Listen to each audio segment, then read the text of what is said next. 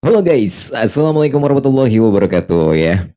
Oke, jumpa kembali bersama channel YouTube Keluarga Kecil Aira. Oke, dalam video kali ini saya ingin ngebahas tentang yang namanya copyright guys. Karena banyak banget yang salah paham juga apa namanya nggak ngerti ya, bukan nggak ngerti ya, belum tahu lah ya. Jadi bahwasanya copyright itu bisa membuat kita tidak bisa dimonetisasi gitu, ataupun penghalang sebagai penghalang monetisasi. Sebetulnya, oke, nanti saya akan jelaskan. Teman-teman yang belum subscribe, kalian boleh klik tombol subscribe dulu ya, Keluarga Kecil Aira ya tentunya.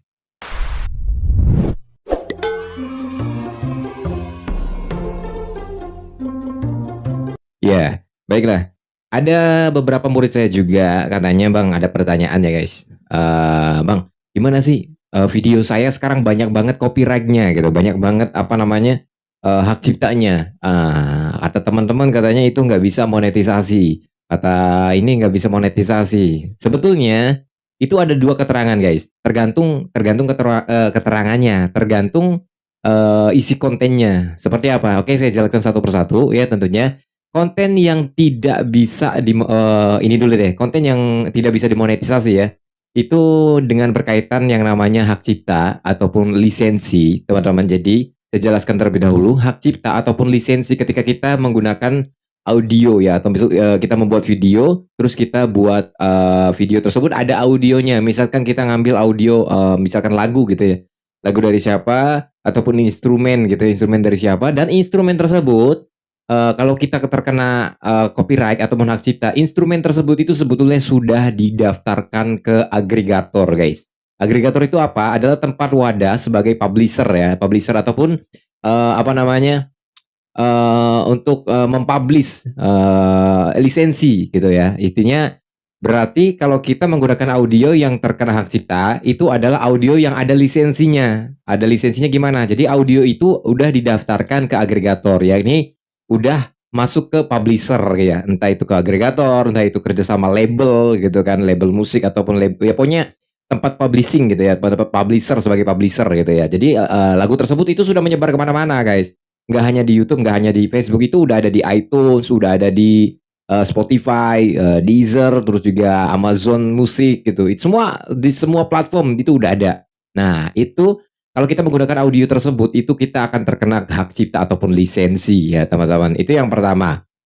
Nah, apakah itu bisa monetisasi, Bang? Tergantung, saya bilang sekali lagi tergantung ya. Kalau kita mengambil misalkan ada audio ya, kita misalkan ngambil dari YouTube nih ya.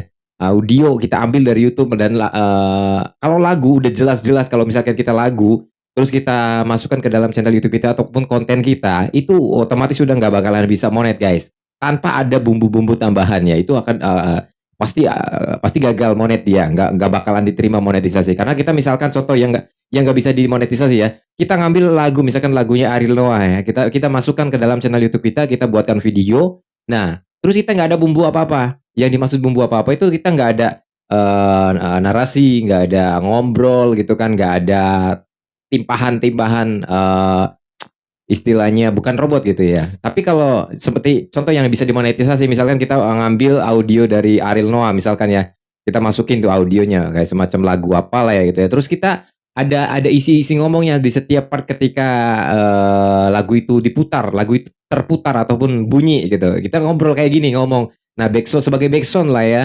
Nah, sebagai backsound itu bisa dimonetisasi guys. Karena kenapa? Karena ada bumbu-bumbu bumbu barunya. Jadi ditimpa dengan kayak ngobrol kayak gini, ngomong kayak gini. Tapi lagunya memang kita ngambil dari channel YouTube orang lain, terus kita sebagai backsound pelan aja. Nah, itu bisa monetisasi. Tapi kalau misalkan kita ngambil lagu Ariel Noah tadi, kita masukkan ke dalam channel YouTube kita, itu memang digunakan sebagai konten musik gitu ya. Jadi kan nggak ada ngobrol, nggak ada ngomong gitu ya. Nah, itu udah pasti nggak bakalan bisa monetisasi.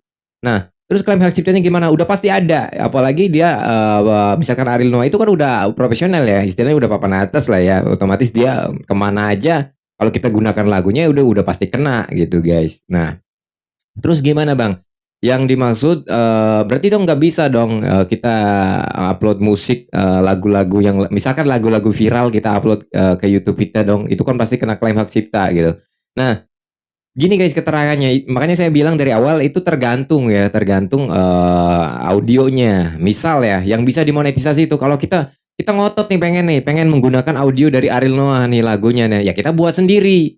gitu. Buat sendirinya gimana? Kita bisa menggunakan cover lagu misalkan pakai gitar ataupun pakai istilahnya apa, ngambil karaoke-nya gitu, terus kita isi vokalnya, itu baru bisa guys.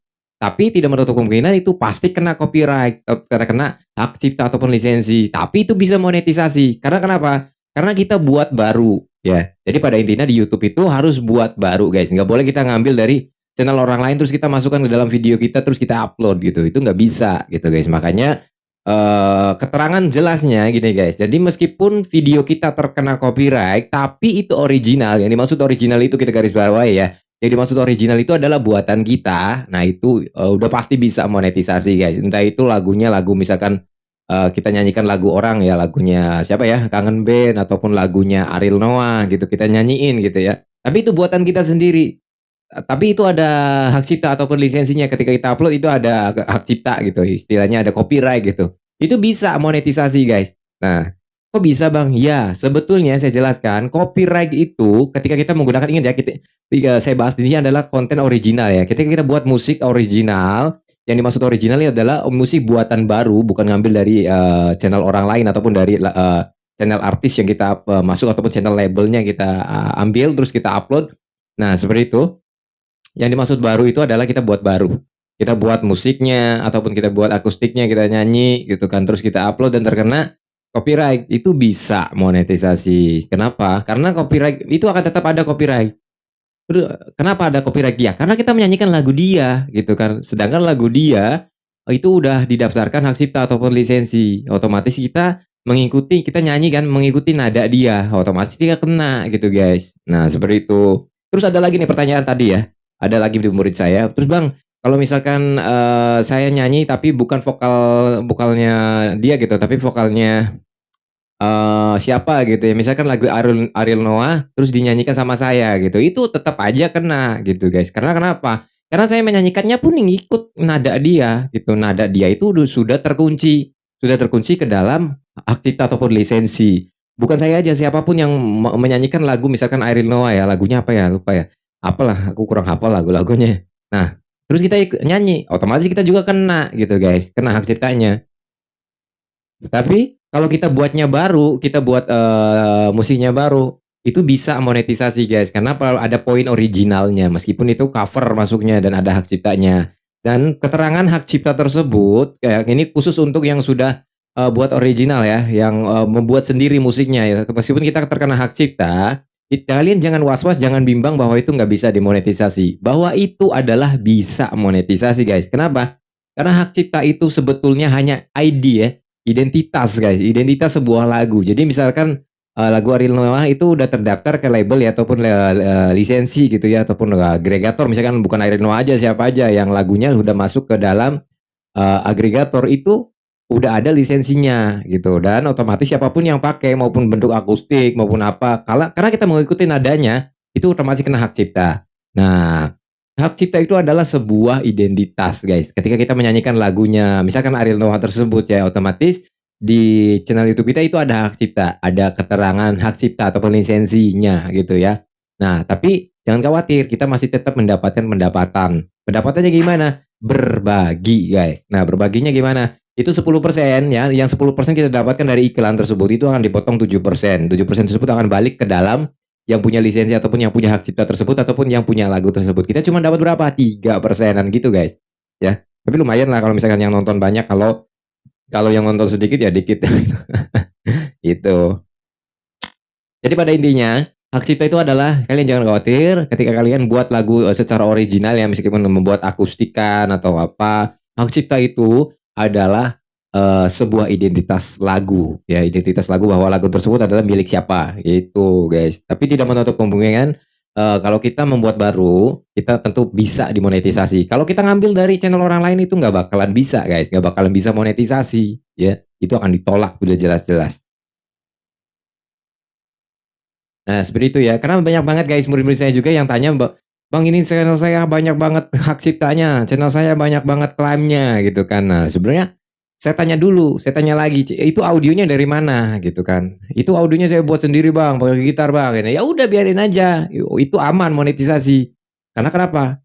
Karena dia buatnya baru. Kecuali saya tanya, Kamu audionya dapat dari mana? Hak cipta semua. Saya kumpulin dari channel-channel artis-artis yang lain gitu kayak Kangen Band, terus juga Peter Pan. Saya ambilin tuh lagu-lagunya, nanti saya upload ke dalam channel YouTube saya. Nah itu udah pasti nggak bakalan bisa monet ya. Yang pertama kita mendapatkan tentu ada dolar merah yang sudah monet ya. Itu nggak bakalan bisa monetisasi kayak gimana juga ya. Itu udah keras banget nah lisensinya.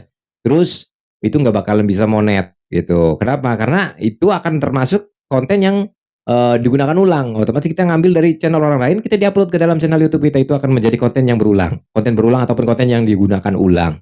Kecuali kita buat baru, terus kita upload berkali-kali di channel YouTube kita. Kalau audionya itu benar-benar buatan kita baru, itu nggak masalah meskipun kita di-upload berkali-kali juga. Itu guys keterangannya. Udah jelas ya, karena saya buat konten video kali ini mengenai hak cipta, karena banyak banget yang kurang tahu, kurang paham juga ketika channel YouTube-nya terkena hak cipta ataupun terkena klaim hak cipta. Makanya saya tanya dulu, klaim hak cipta tersebut audionya dari mana? Kalau kalian buat sendiri udah nggak apa-apa, biarin aja. Itu bisa monet kok. Tapi kalau misalkan audio kalian ngambil dari channel orang lain ataupun dari link manapun, bahkan dari Facebook sekalipun kita upload ya, itu udah nggak bakalan bisa monet gitu. Karena kenapa? Ya, audio itu emang udah ada tadinya gitu kan. Pada intinya simpelnya gini deh, kita nggak boleh ngambil audio yang udah ada di internet gitu ya. Kita ngambil nih secara utuh gitu ya. Kita ngambil misalkan dari Google ataupun dari link manapun gitu ya. Bahkan dari YouTube ya gitu ya. Kita ngambil terus kita upload ke dalam video kita. Itu nggak bakalan bisa monet. Itu udah jelas-jelas udah nggak bakalan bisa. Tapi kalau misalkan kita buat secara baru, meskipun itu dalam bentuk akustikan ataupun aransemen sendiri, tapi itu baru ya. Terus kita upload ke dalam YouTube, itu ada hak ciptanya, itu bisa monetisasi. Karena kenapa? Itu masuk akan ke dalam original dan lagu tersebut masuknya ke cover gitu guys. Covernya gimana? Ada hak cipta, ada lisensi, udah biarin aja. Hak cipta itu kita bisa akalin kok, bisa akalin dengan cara banding ataupun kalau kita kan ketika kena klaim hak cipta di sana ada keterangannya ya beberapa detik gitu ya. Kalau pengen di-cut ataupun dipangkas segmen, pangkas aja gitu biar nggak terlalu ribet gitu ya. Kalau mau ganti ya buat baru gitu. Jadi pada intinya ya, kalau original itu udah pasti bisa monetisasi, karena jangan pikirin hak cipta ya. Hak cipta itu ketika kita buat musik, terus terkena hak cipta, kita bisa ajukan banding, kita bisa ajukan pangkas segmen ataupun mute, bahkan cutting dipotong gitu ya. Itu tergantung keinginan kitanya mau digimanain. Itu. Yang penting original. Saya selalu bilang yang penting original ya. Yang penting original, jangan ngambil dari channel orang lain deh, bikin capek-capekin buang-buang waktu dan ternyata ketika monet itu nggak bakalan bisa monet. Itu. Oke, itu ya penjelasannya ya untuk hak cipta.